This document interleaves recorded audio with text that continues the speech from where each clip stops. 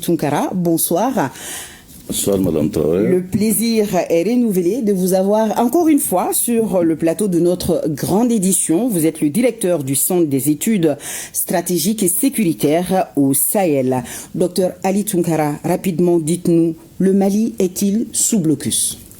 Merci Madame Traoré pour la question. Le Mali ne l'est pas, pour preuve effectivement. Toutes les voies, qu'elles soient aériennes ou terrestres, restent non seulement accessibles, mais dans le même temps ouvertes sans incident à ces jours. Pour dire que le Mali est sous blocus, c'est narratif, il est à comprendre, même si on n'a pas à le légitimer. Pour rappel, les médias qui sont à l'origine d'une telle expression ou d'une telle hypothèse sont des médias malheureusement, qui chercheraient non seulement à travers la désinformation et la propagande de dépeindre le Mali, le faire passer comme un pays qui serait dans une situation de déliquescence. Donc de ce fait, n'oublions pas quand même que ces médias et ces commentateurs appartiennent à des chaînes où sont citoyens des pays qui ont par moment eu des difficultés avec l'État du Mali. De ce fait, le souhait le plus ardent de ces commentateurs ou de ces médias, c'est de voir le Mali aux abois. Donc, dire que le Mali est sous blocus, naturellement, c'est une... Non. Voilà, on va approfondir Bamako culture, Bamako culinaire, vous venez de le voir, docteur Ali Tunkara. Mais dites-nous, pourquoi donc cette cabale médiatique orchestrée par certains médias occidentaux contre notre pays, le Mali, docteur ?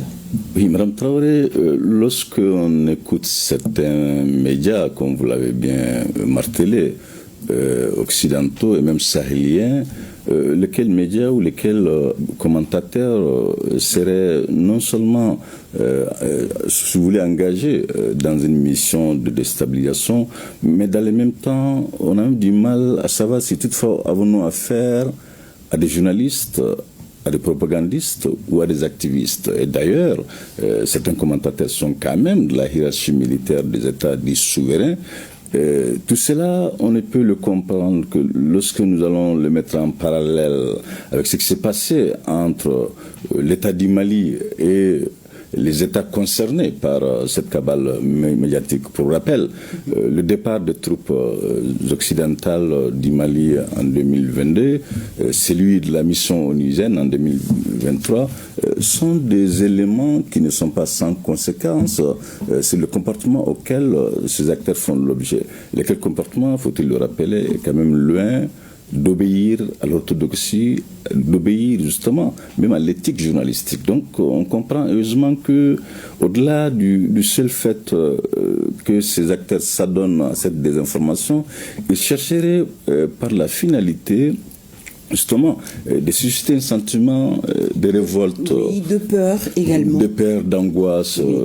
D'abord auprès des populations maliennes, et de là même saper le moral des troupes qui sont engagées aujourd'hui sur des théâtres sensibles. Et ils penseraient que d'ailleurs ils n'ont même pas hésité de le rappeler à maintes reprises que de ces soulèvements, justement de ces dénigrements de l'armée malienne, on pourrait assister même à un renversement de l'existence. Les populations se soulèvent contre les pouvoirs politiques. Alors dites-nous, docteur, quelle attitude nous devons adopter, que ce soit les populations ou bien que ce soit même les médias classiques, pour faire face à ces mensonges, ces détracteurs de notre pays?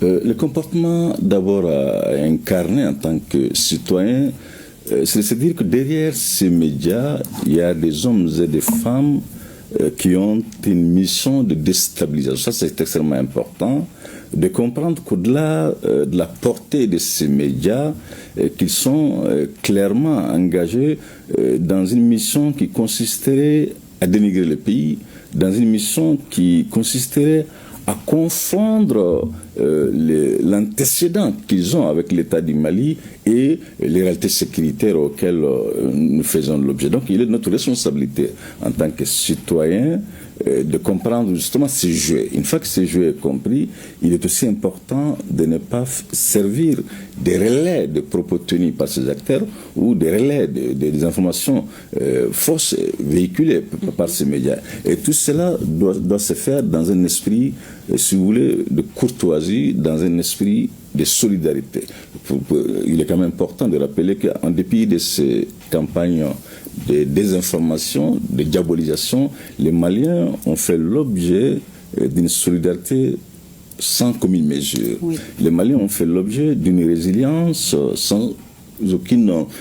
on l'a jamais vu nulle part. Donc tout cela, je pense que témoigne à suffisance que les Maliens sont aujourd'hui sujets de leur présence et non l'objet qui serait manipulable, voire qui ferait l'objet de, si vous voulez, d'instrumentalisation de la part de qui que ce soit. Et légalement, qu'est-ce que le Mali peut faire? Est-ce qu'on peut porter plainte contre ces médias pour diffusion de fausses informations, docteur Ali Tounkara? Il n'y a pas un tribunal international pour les médias, mais c'est vrai que de devoir reste possible. Du moment où ces acteurs appartiennent à des États souverains, et naturellement, l'État du Mali pourrait porter plainte auprès du Conseil de sécurité pour non seulement montrer son mécontentement, mais dans le même temps d'apporter toutes les preuves tangibles que ces médias sont dans la désinformation et sont dans la propagande. Et également, on peut aussi saisir des instances régionales ou voire sous-régionales comme l'Union africaine pour dire que le Mali étant membre à part entière de cette instance,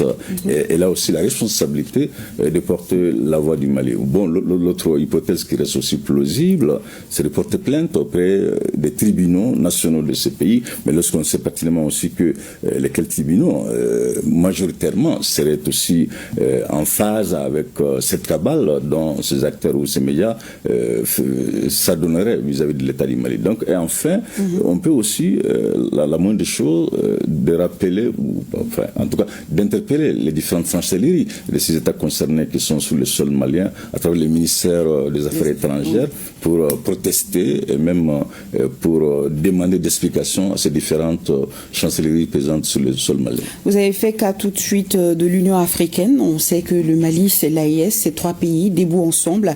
Alors, au-delà du Mali, que peut faire donc la Confédération pour rassurer les citoyens face à toutes ces agressions extérieures? C'est de continuer de s'inscrire dans un rapport de déconstruction de ces récits imaginés, orientés, construits par ces médias occidentaux.